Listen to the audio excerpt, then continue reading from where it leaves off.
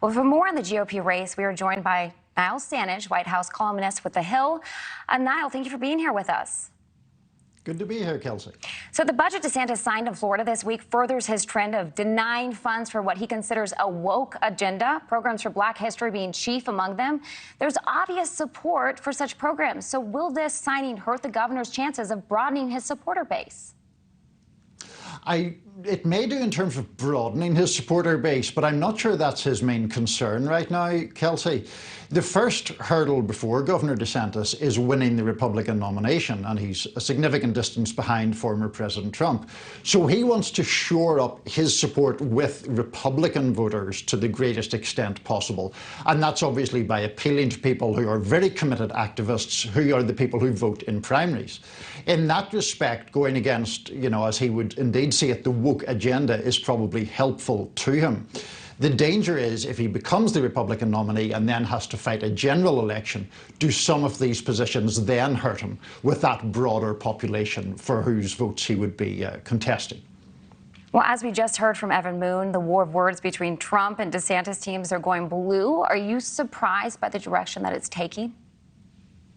I'm not hugely surprised because in the case of both Governor DeSantis and former President Trump, they're not meant to back down from a fight. They're meant to escalate a fight where possible or where the opportunity arises.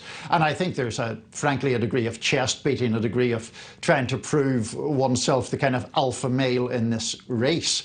So I'm not that surprised by it. Whether it is effective, whether it ultimately matters, those are different questions. But even though I take the point that these exchanges would be regarded as kind of crude or unseemly by some voters, I'm not totally shocked that it's going in this direction. Well, is there too far going over the line for the Republican base? And if so, what is that line? Where is it?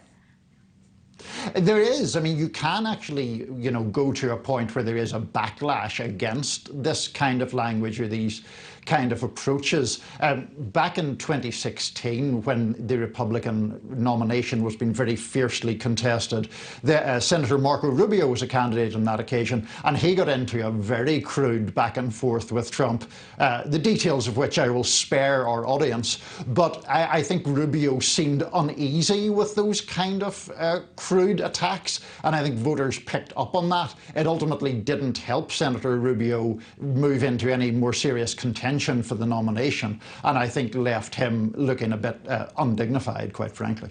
Well, let's go ahead and talk President Biden. He held his first re-election event in Philadelphia today. Pennsylvania is a history as a swing state. We know that.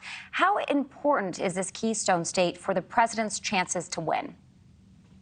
It's really vital. I mean, it has a lot of electoral college votes. It's part of the so-called blue wall that former President Trump dismantled in 2016, but was won back by President Biden in 2020. So, reinforcing his support or intensifying his support, locking down support in a way, is very important, particularly when, Kelsey, we see so many polls suggesting that Democratic voters are not really that enthused by a Biden candidacy.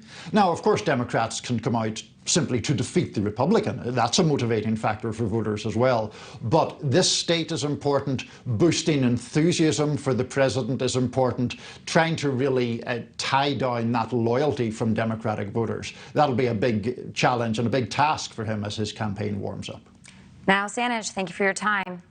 Thank you for watching. Go to newsnationnow.com to find NewsNation on your television provider. And don't forget to click the red subscribe button below to get more of NewsNation's fact-driven, unbiased coverage.